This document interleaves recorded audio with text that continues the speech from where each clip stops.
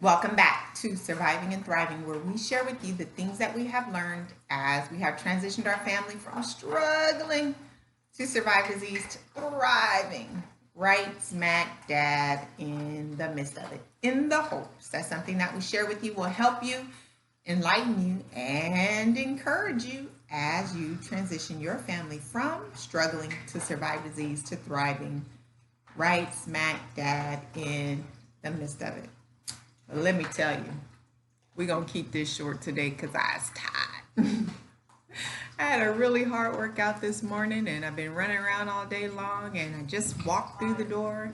And so I do have something I want to talk with you about, but I would like to keep it short because I need to rest up a little bit. I got another workout to do this evening. Um, it's a lot going on in the world right now, right? We have COVID still being talked about. We have protests going on throughout the nation. We have some rioting protests and we have some peaceful protests and we have police that are firing tear gas and bean bags and rubber and wooden pellets and all kind of stuff at peaceful protesters. We've got a lot going on in the country right now. You know, when you're dealing with health issues, that alone can be frustrating and overwhelming. Then you put a pandemic on top of that, and you put on top of that a nation that's in turmoil, rightfully so. And sometimes these things have to happen to bring about change, but it's weighty. It's really weighty and it can be really heavy and it could take you somewhere you don't want to go. Now, I've never proclaimed to have all the answers. I'm not even here to bring you answers. I'm here to share with you and open up my life to you so that you can see the things that we've learned, see the good and the bad of the things that we've experienced, and maybe it will help you in your decisions making along the way of your journey that you will have to make for your family and for your health. And we have overcome that surviving stage and we've moved into thriving, and it was a fight for us to do that, and it's a fight for us to stay here. And there's no blueprint for families to follow. Maybe there's one for you, but I didn't get one. I didn't have no blueprint or anybody who I can say help me to figure out how to do this, right? And so I figure if I open up my life and share with you the good, the bad, the ugly, and let you know what we've learned and what has worked for us, and what we found great success in, then perhaps something in there you can glean from. Perhaps something in there can help you to move your family from surviving into thriving, into overcoming. Perhaps something in there can give you some wisdom and some enlightenment, right? Whether it's something that we did that might be helpful for you or something that we did that didn't work quite right for us and some bad lessons we learned, and maybe that can help you to know which way not to go. But just expose our lives so that you can have some kind of guidance for as you enter into all the unknowns that we all go through dealing with health issues. So I'm not trying to tell you how to deal with everything that's going on. I'm just going to talk to you about me and what I have found that has been helpful for me. And I got to tell you, the things that are going on right now is pretty weighty for me, right? And I'm keeping myself from going somewhere that I don't want to go. And I'm going to talk to you about that because it's not just what things we got going on in our nation right now, but this is in generally how I've dealt with overcoming sickness and disease, from moving from surviving into thriving. You know, because the things that I go through and the things that you go through can be overwhelming. These health issues can be overwhelming. And then you got life issues stacked on top of that, right? So you got health issues, life issues, and now we got national issues and world issues. That can be a lot. But dealing with health issues, you guys, there are times when I cry. There are times where it's just overwhelming and I have my moment of, I'm tired of this. I don't like this. When is this going to be over with? And I cry out to God and I talk to my husband about it. But I don't allow myself to stay in there very long. I hurry up and get back out of that because it'll take me somewhere that I don't want to go and that I might not be able to get out of. So even with some of the things that are going on, me personally, you guys, I have to keep myself in a place where I don't go somewhere that it'll take me where I might not be able to get myself out of, right? So I've shared with you this before. There are things that I don't do.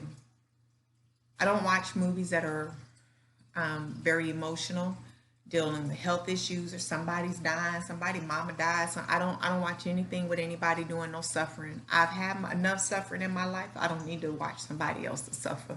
And I'm definitely not gonna go to no movie and pay to watch somebody else to suffer. I don't go through anything that's gonna I can identify with or that's gonna attach me emotionally. I pretty much stick with comedy, romantic comedies. Every once in a while, I'll watch me a good action movie that don't have a lot of blood. I like it where you know somebody kind of got shot, but you didn't see them get shot. I don't need to hear no bones cracking or nothing like that. I'm pretty G when it comes to movies and when it comes to life.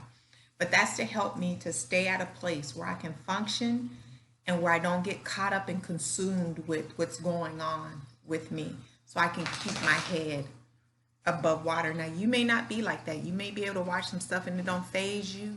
More power to you. I am not like that. Okay. So I have to watch myself from getting attached to things, reading books or do anything that's going to get me in my feelings way too much or have me identifying it with it way too much.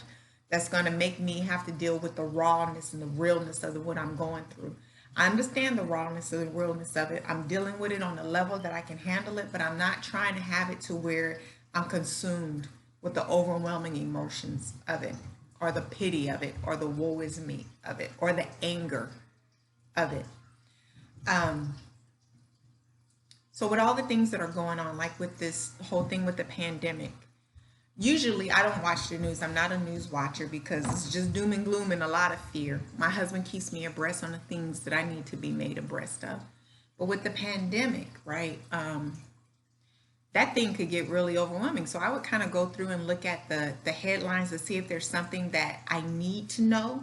And if I didn't see anything I needed to know in the headlines, I try to back away and stay away from it. But even with doing that, that thing got pretty heavy at times. So how do I deal with it when it gets pretty heavy? If I need to cry, I cry out to God and I talk to my husband. But like I said, I get out of that as quickly as possible. You guys, I pray. Now, if you don't pray to God, I don't know what to tell you to do because I don't know what else is there to do other than the fact that I pray. Now, there are times where I pray and I say, Lord, help me. Lord, why? That's when I'm crying out. But I eventually and quickly move into prayers that bring about change, where I'm praying prayers to make a difference, not a woe is me. Because you can start praying and crying out to God or venting to your spouse, and it can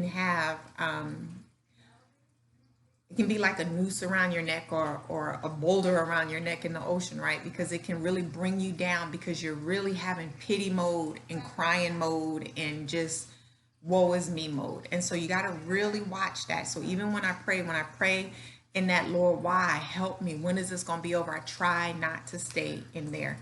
And I quickly move into praying prayers that bring about change. And a lot of times what I do is I just start praying scriptures. And there's certain scriptures that I can go to that is going to ignite the faith in me and the fight in me. And I pray those scriptures and then I start declaring and decreeing what it shall be. Now, if that's not for you, I don't know what to tell you to do. You're going to have to go to somebody else to get some wisdom on that, right?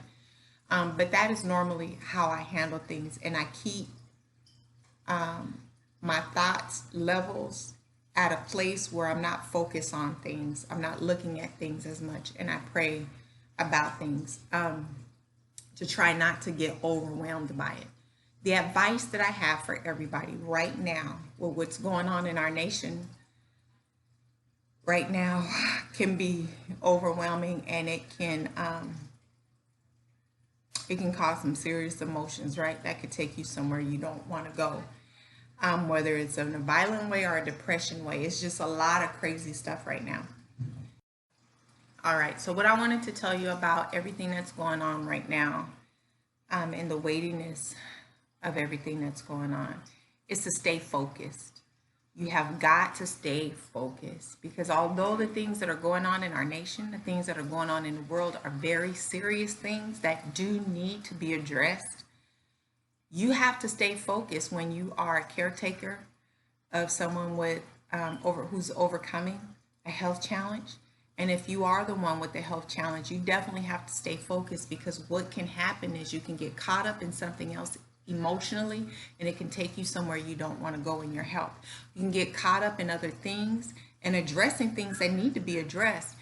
And next thing you know, you're in a real serious fight for your life or health battle, and you've regressed because you've missed doing the things that you need to do, or because of the weight of the stress that you're carrying on your body. The number one thing, you guys, when we're going through health things, is we got to stay stress free. We got to walk in love. We got to walk in forgiveness. We don't need no fights, because all of that affects your body. And I don't care how much you're doing naturally or medicinally to bring about good health, you are counteracting all of that by staying fussy, messy, nasty, angry, and having your spirit defiled. So I want to encourage everybody to stay focused. Stay focused on what you need to do for life and keep progressing. Just because things are going on in the world does not mean you have to be affected by it in a negative way. And what I mean by that is you can come out on top when things around you look like you should go back. Okay? I'm telling you, at a place in our life where we were in a big fight, housing was an issue. We were literally fighting for my life. I've had to be brought back. A lot of things were happening. I was spending long times in the hospitals. We were in a serious fight to just keep me breathing. And we had babies at that time, 5 babies under the age of 7 and newborns. It was really crazy. So what looked like we shouldn't have progressed, but my husband did progress. He was able to go out, finish his schooling, and get his licensing as a broker. So you can progress in times that look like you should not be able to progress. So focus on progressing in your health.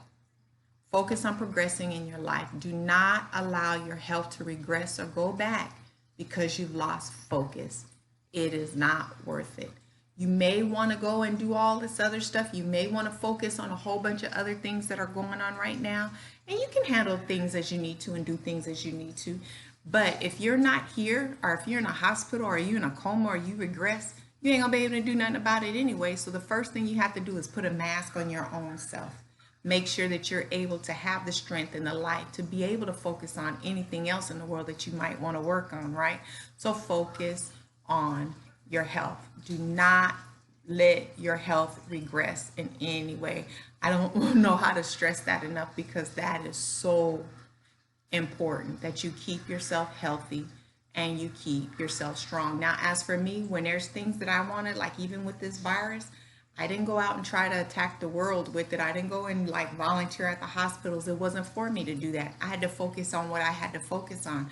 But I still was able to be effective within my realms, with people within my reach. I could still be a light wherever I went. It didn't stop me from being a blessing to those who was in my heart to be a blessing to. It didn't stop me from giving words of encouragement and other things. It did not stop me from affecting what was within my reach. You can affect what is within your reach and do your share in your little spectrum and in your little area, right? So just know that it doesn't mean that you have to stop being a part of life.